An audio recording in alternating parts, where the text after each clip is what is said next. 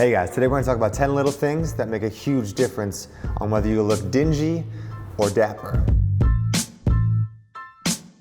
Hey guys, welcome back. We are still trying to make it to 75K, so if you have not done it yet, hit that subscribe button and show some love, share this video, tell your friends, we very much appreciate it. Now, on to the video. So this video is pretty much going to be 10 little details that you should be paying attention to when you're getting ready in the morning and overall picking out your outfits.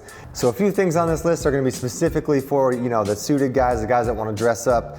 And then I think the rest of this video pretty much pertains from everything from casual to a tuxedo. So if you pay attention to these details, trust me, you're gonna look and feel a lot better. All right, so first and foremost, something we say all the time, you gotta have clothes that fit. So, find a tailor everything that needs to be tailored, from denim to suits to khakis to chinos, dress shirts, casual shirts, polos. It makes a huge difference if your clothes fit or not.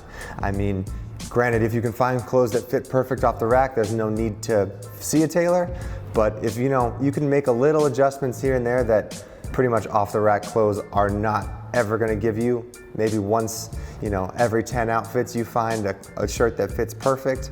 But let's be honest, we all need a little adjustments here and there. I know that I have wide shoulders and a thinner waist, so anything that fits me in the shoulders is usually a bit wide in this area, so I do have to have a little bit taken in there, and I usually do that. As far as pants go, I like a slimmer fit, but anything that's labeled skinny jeans is not doing me any justice from the knees up, because I got bigger thighs and butt from riding bikes, playing hockey my whole life. So I usually go with a pair of pants that fits in the thighs and the waist, and then I slim down from the knees down just to get the taper and the slimness that I want.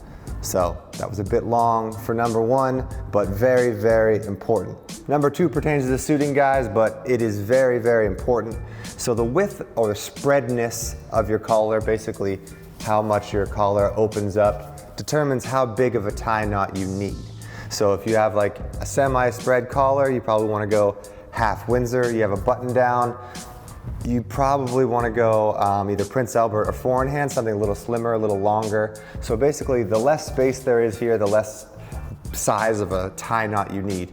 Except, I would say, if you have a really, really wide spread collar, I think it looks really good to go with a thin tie knot, so a Prince Albert four in hand in that situation, just because the contrast is big enough that it looks like you did it on purpose and you weren't trying to fill out. It's also very hard to fill out a super wide spread collar shirt, and I'm really, really not a fan of the full Windsor unless it's done with a really thin fabric tie, because sometimes they just get too massive and you look like a ESPN sportscaster. Number three on the list, also a suiting detail, but it's very, very simple. So the width of your lapels determines the width of your tie. You have wide lapels, you have a wide tie. You have skinny lapels, you have a skinny tie. You have medium lapels, medium tie. Very, very simple. Pretty much proportions are really the only thing that matter in putting your outfit together, and detail-wise, I would say, just because, think about it this way, if you have really, really skinny jeans and then a big flowy shirt, you're just gonna look like a big blob up top and kind of like you're standing on two sticks, which is not a good thing. But if you had a wider leg pant and a more chunky shoe, you could pull off a little baggier clothing up top and it would look proportionally fitting and it would still look good. So needless to say, you can go too big and you can go too skinny, but playing around in either direction isn't that big of a deal. If you want to go a little baggy, just make sure you keep everything a little chunkier, have a little more substance to it. If you want to go slim, make sure everything's really tailored, fine-tuned.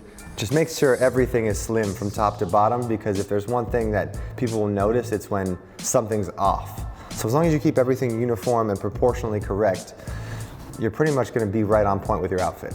So the fourth detail you should be paying attention to is knowing how to mix your patterns and colors together. So pretty much the rule of thumb here is just contrast. Find things that either complement each other very well or are close opposites. So that's kind of the rule for colors. Like a navy blue blazer with white pants looks really good because it's really contrasty. As far as pattern mixing goes, we have a full video on it. I'll have a link to it down below. You can check that out. But pretty much contrast either shapes, colors, sizes of patterns or something so they don't look all the same. That's pretty much the rule of thumb. Check out the video down below if you want to know more about color and pattern mixing. The fifth detail you should be paying attention to is your accessories. And accessories are a great thing to make a statement, but you can go overboard.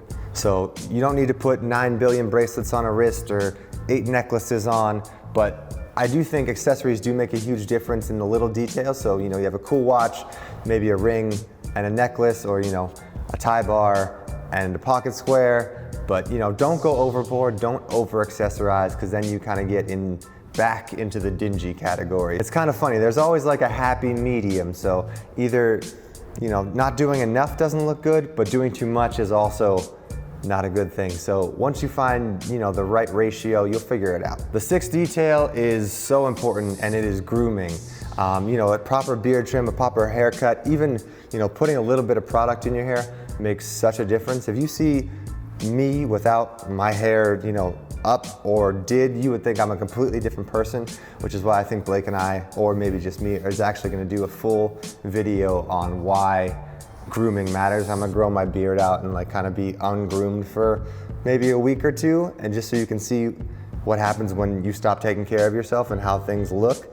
And then I'll go get a haircut and show you the difference. So I'll have that video up pretty soon, but I'll have a link to it if it's already out in the description also, if you're watching this video at a later date. Number 7 on the list is pretty small, but I think it makes a big difference. So for your dress shoes, bar lacing your dress shoes, which means pretty much just getting this clean look of straight bars right across. It looks so much better than how you lace your sneakers or your boots or your casual shoes. It just gives it like a more classy vibe, and I get that, some people have thinner feet and they actually need to tie their shoes a little tighter because their shoes will fall off. But if you can find a proper fitting shoe and get a good bar lace going, I think that detail makes a huge difference. Speaking of shoes, also, if you have shoe polish and you take care of your shoes, it's gonna make them last a long time. People are gonna notice that they're clean, always shined, always looking good, and that's just, a little detail that goes a long way. Number 9 on the list, and I'm not sure why I didn't make this one number 1, but iron your clothes. If they're pressed and look clean and there's not wrinkles everywhere, that doesn't look like they just came out of the washer or the dryer. This is one of the things that I think people won't really notice if you do it, but people will definitely notice if you don't do it. And number 10 on the list, let's talk about socks, guys. There's a place and time for your fun socks. There's a place and time for some dress socks.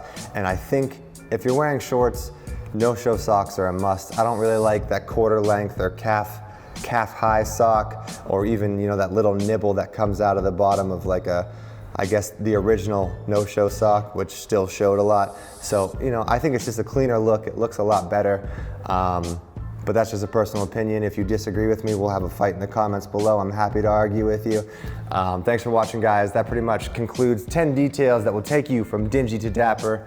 Remember, we are trying to make it to 75K, so if you can share this video, subscribe to this channel, like us on Instagram at Gents Lounge, hashtag your pictures, hashtag Gents Lounge. Leave us a comment down below, and thanks for watching, guys.